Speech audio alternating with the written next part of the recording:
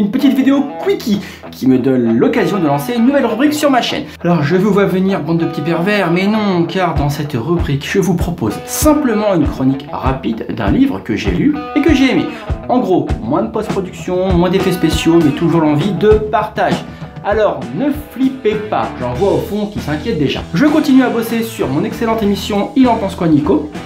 Et n'allez pas croire que je joue la carte de la facilité, car pour réussir un bon quickie, il va quand même y avoir un peu de taf.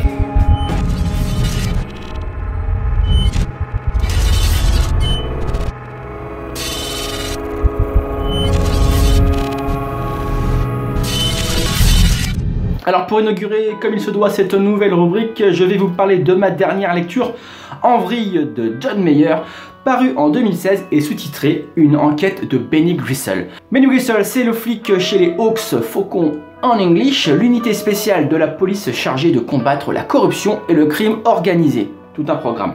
Si vous êtes un habitué des romans de John Mayer, vous savez qu'il aborde à chaque fois un sujet différent.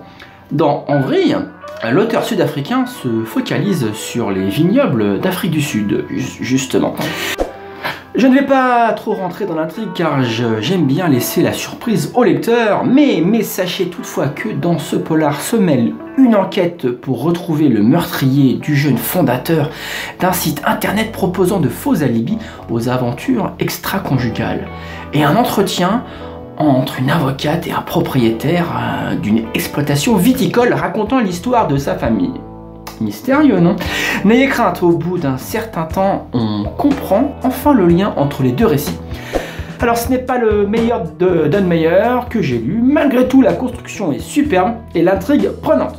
Un bouquin dense, sérieusement élaboré et solidement foutu. Pas du genre écrit sur un coin de post-it. Mayer ne s'est pas foutu de notre gueule. Et pour terminer sur Benny Grissel, on sent que Mayer maîtrise la psychologie à la perfection de son personnage. Alors, on n'atteint pas encore le niveau de l'excellent Harry Bosch, du tout autant excellent Michael Connelly, mais il y a du potentiel. Donc, je l'ai dit, ce n'est pas le meilleur de John Mayer, mais celui-ci ne souffre d'aucune fausse note. Je le recommande donc aux lecteurs curieux de découvrir l'Afrique du Sud, mais pourquoi pas, par exemple, aux fans de Connelly, ne connaissant pas encore cet auteur. Donc, c'est John Mayer en vrille, une enquête de Benny Grissel, pas seulement le meilleur auteur sud-africain, un grand tout court. Donc là c'est la version poche qui est sortie au mois de janvier.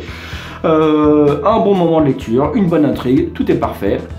C'est pas le meilleur, mais allez-y, vous pouvez y aller les yeux fermés. Allez, ciao ciao.